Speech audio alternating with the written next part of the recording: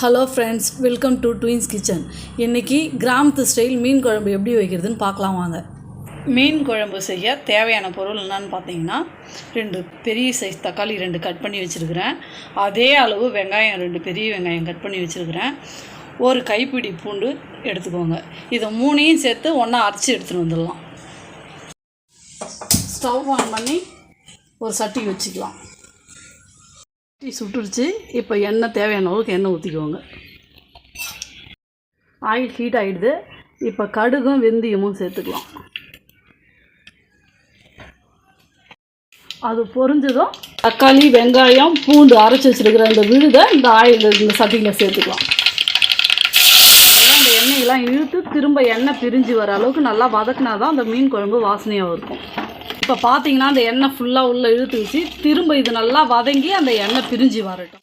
நல்லா எண்ணெய் பிரிஞ்சு வந்துடுச்சு. இந்த அளவுக்கு நல்லா வதக்கி எடுத்துக்கோங்க. அப்போ தான் அந்த குழம்பு டேஸ்ட்டாக இருக்கும். ஒரு எலுமிச்சை அளவு புளியை தண்ணியில் ஊற வச்சு நல்லா கரைச்சி எடுத்துக்கலாம்.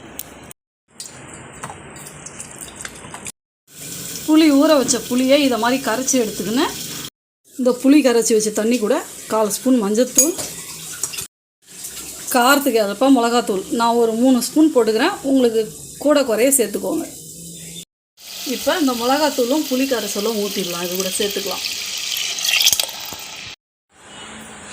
இந்த அளவுக்கு குழம்ப கொஞ்சம் தண்ணியாக வச்சுக்கோங்க. ஏன்னா அது கொதித்து சுண்டி வரக்குள்ளே தான் அந்த மிளகாத்தூள் பச்சை வாசனை போய் கரெக்டாக இருக்கும்.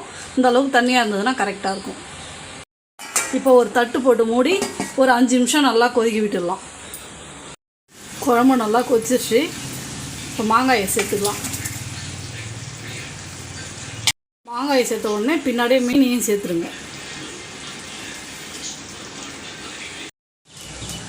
இது நாட்டு மீன்.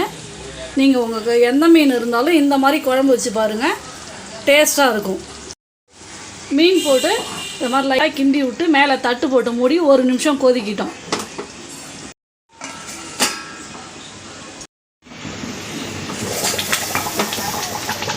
பாருங்கள், தட்டு திறக்கக்குள்ளேயே நல்லா கமகமன்னு வாசனையாக இருக்குது.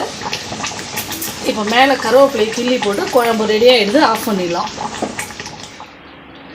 பாருங்கள், குழம்பு ரெடி ஆகிடுது. இப்போ அவ்வளோதான், கிராமத்து ஸ்டைல் மீன் குழம்பு ரெடி ஆகிடுது. செஞ்சு பார்த்துட்டு பிடிச்சிருந்தால் லைக் பண்ணுங்கள், ஷேர் பண்ணுங்கள், கமெண்ட் பண்ணுங்கள். மறக்காத சேனலை சப்ஸ்கிரைபர் பண்ணுறேங்க.